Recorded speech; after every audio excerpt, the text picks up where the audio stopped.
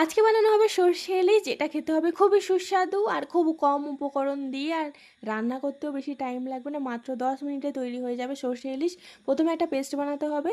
সর্ষে, পোস্ত আর একটু লবণ দিয়ে শুকনো গুঁড়ো করে তাতে জল অ্যাড করে 3-4টে কাঁচা লঙ্কা দিয়ে স্মুথ একটা পেস্ট বানিয়ে রেখে দিতে হবে। আর এদিকে ম্যারিনেটের জন্য মাছটা হলুদ, লবণ, একটু সর্ষের তেল দিয়ে ম্যারিনেট করতে হবে।